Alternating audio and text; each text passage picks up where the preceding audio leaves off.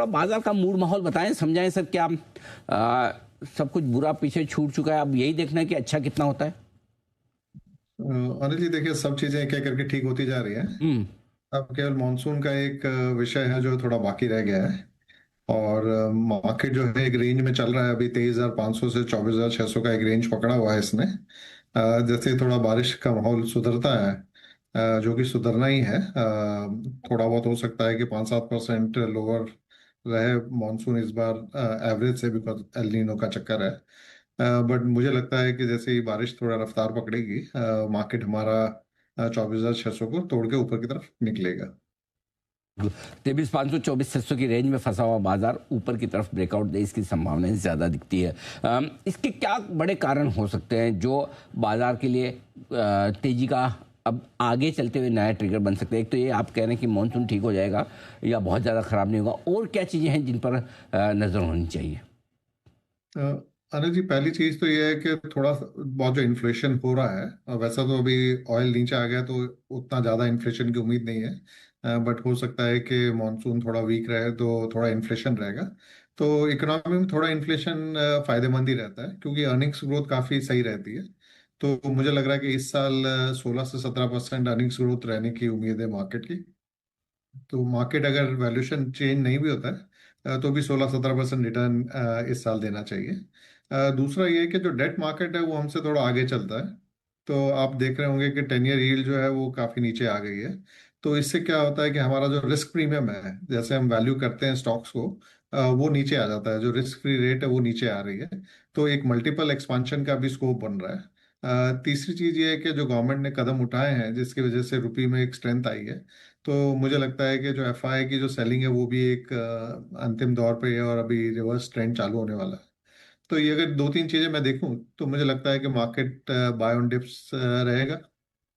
जितने भी डिप्स आएंगे वो खरीदे जाएंगे। और जैसे मैंने कहा कि Q1 के रिजल्ट्स हैं और मॉनसून है, ये दो एक ट्रिगर्स अभी जो हमारे पास आ रहे हैं। इन दोनों की वजह से हम लोग 24,600 को तोड़ के ऊपर की तरफ चलेंगे। बिल्कुल ठीक बात है।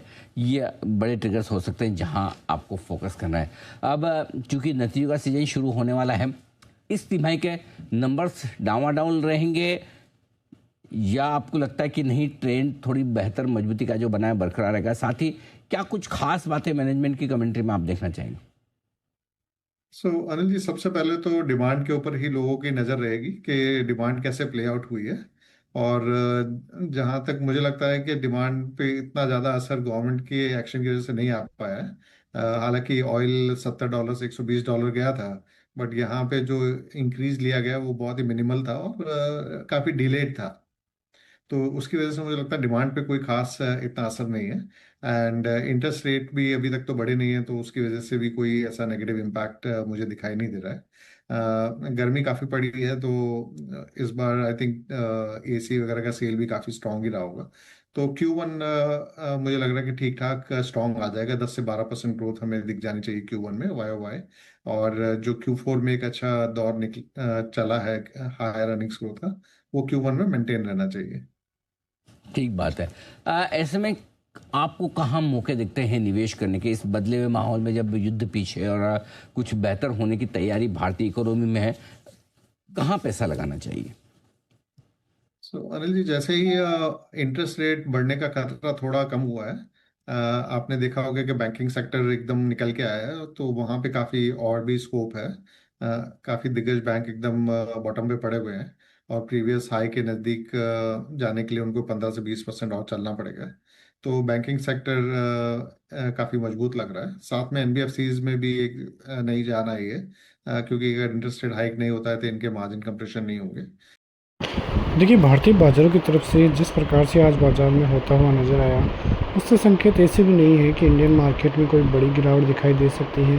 लेकिन जिस प्रकार की चीज़ें अभी चल रही है उसको देख के भी लग रहा है कि बाज़ार थोड़े दिन कंसोलिडेशन के फेज़ में ही फंसता हुआ नज़र आ सकता है, क्योंकि नीचे की तरफ 23,800, ऊपर की तरफ 24,200, ये जो 400 साढ़े 400 पॉइंट की रेंज है, वहीं पर बाज़ार घूमता हुआ भी नज़र आ रहा है।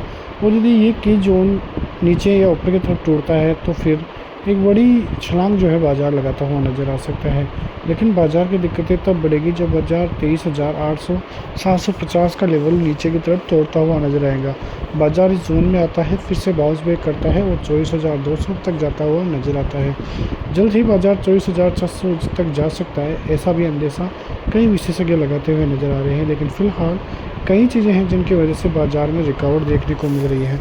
सबसे बड़ी रुकावट अभी जो बनी हुई है वो एफआईएस की तरफ से बनी हुई है।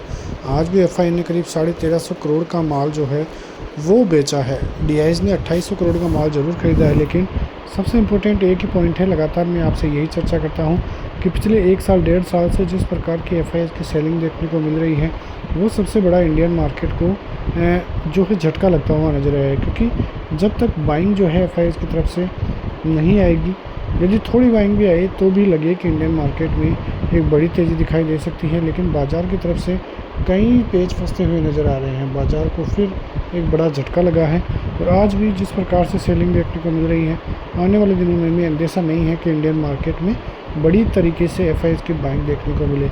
एक बार तो लग रहा था कि बाज़ार में बाइंग हो सकती है। कब लग रहा था कि जब कोरियन मार्केट में 2 दिनों में ही 18-19% की गिरावट देखने को मिली थी, तब लग रहा था कि कोरिया के बाज़ारों से जो है एफआईएस निकल कर इंडियन मार्केट में अपनी पकड़ बना सकते हैं। लेकिन फिर भी वो वेट करते हुए ही नज़र आ रहे हैं। अब ये पता नहीं है कि उनकी एंट्री कब होगी, क्योंकि उनको ये मतलब नहीं है कि बाज़ार इंडियन मार्केट कितना नीचे है या कितना ऊपर है। उनको जहाँ पे प्रॉफिट का अनुमान लगेगा वहीं से उनकी जो है एंट्री होना चालू हो जाएगी। और ये एंट्री छोटी मोटी नहीं होगी, यहाँ से बाज़ार में एक बड़ी रैली की संभावनाएं दिखाई दे सकती हैं। और यदि ऐसा ही होता है तो वो इंडियन मार्केट के लिए एक सुनहरा दिन होता हुआ भी नज़र आएगा। तो ये सभी चीज़ें इंडियन मार्केट के लिए काफ़ी इंपॉर्टेंट रहेगी। फिलहाल बैंक निफ्टी की बात करें तो वहाँ पे भी करीब आधे % की गिरावट देखने को मिली। 57,800 के लगभग बाज़ार की क्लोजिंग दिखाई दी है। 57,500 57,285 इंपॉर्टेंट सपोर्ट जोन है। जब तक ये इनिशिएट है तब तक कोई बड़ी गिरावट का अंदेशा नहीं है। ऊपर की तरफ 58,200 58,450 58,800 3 रेजिस्टेंस जोन दिखाई देंगे और जल्द ही बाज़ार में एक बड़ी तेज़ी की भी संभावनाएं यहाँ पे देखने को मिल सकती है। तो चीज़ें जो है धीरे धीरे बदलती हुई ही बाज़ार के लिए नज़र आ रही है। अब निफ्टी का सबसे इम्पोर्टेंट जोन 24,250 300 के लगभग ही है। जब तक ये रेजिस्टेंस पार नहीं होगा तब तक कोई बड़ी तेज़ी दिखाई नहीं देगी। वैसे ब्रेंट क्रूड की बात करें तो उसमें ज़्यादा तेज़ी नहीं है, 70 से 75 के बीच में ही ये चलता हुआ नज़र आ रहा है। और जब तक इस जोन में है कोई ज़्यादा बड़ी दिक्कतें इंडियन मार्केट को होगी नहीं। रुपये में भी मजबूती के संकेत ही देखने को मिल रहे हैं। तो देखना होगा कि आने वाले दिनों में बाज़ार किस प्रकार से चलता हुआ नज़र आता है। मिलते हैं नेक्स्ट वीडियो में, तब तक के लिए जय हिंद, वंदे मातरम।